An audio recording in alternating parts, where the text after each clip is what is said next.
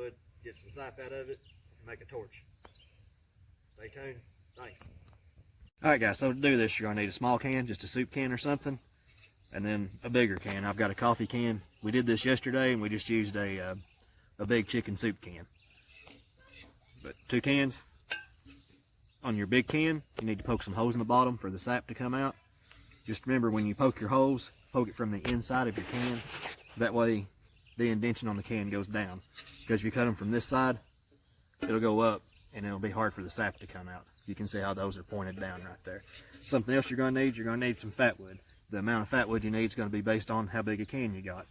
But when you do this, when you're getting your fatwood, you need to try to get the good stuff. See how good that is?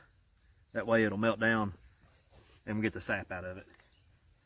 Here in just a minute, we're going to dig a little hole and show you how to set it up. So stay tuned. Right, guys, so we've got our hole dug, okay?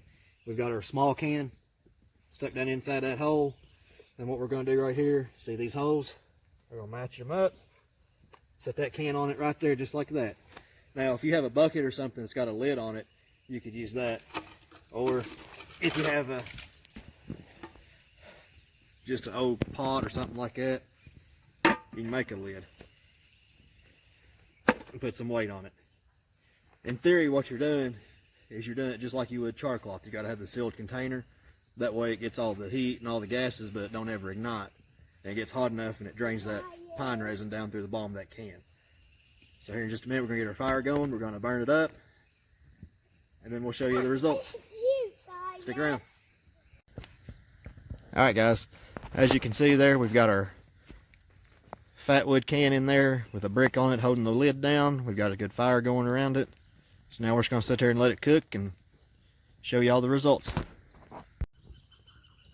Alright guys, you can look, our fire's out, but it's just like the char cloth. See how we got some flames coming off the lid there?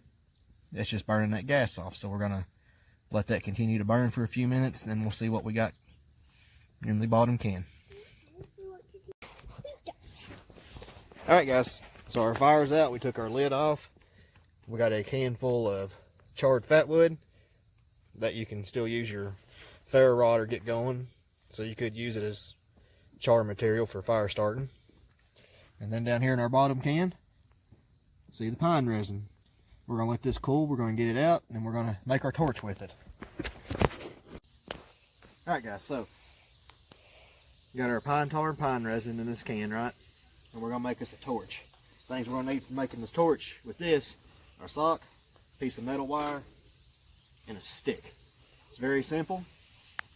We're just going to take our sock, we're going to wrap it around the top of the torch, and we're going to leave some overhanging. You can kind of see how that does. Okay, we're going to take our wire,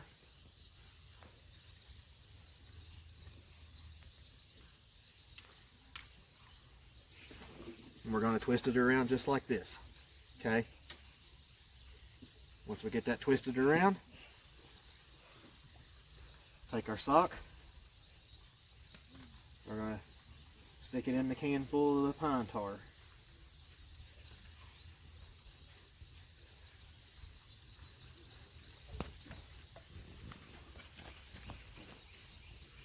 And get the end of it good and coated. Twist it around here. Right. So then we got something like that, okay? Now, we're going to try to make it a little more presentable.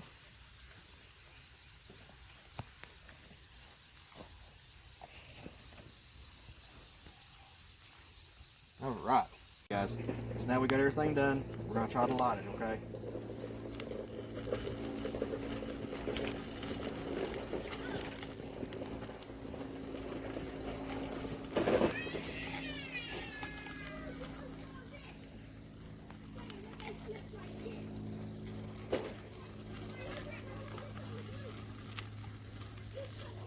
Being a little uncooperative.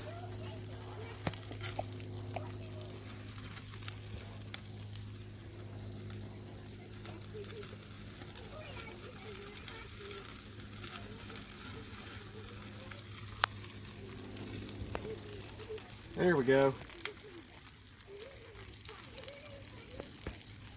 Get it burning good. And there's your torch. It'll get going a little bit better, but y'all got the basic idea of it now. Thanks for watching. If y'all enjoyed it, hit that like and subscribe button. Thanks, guys.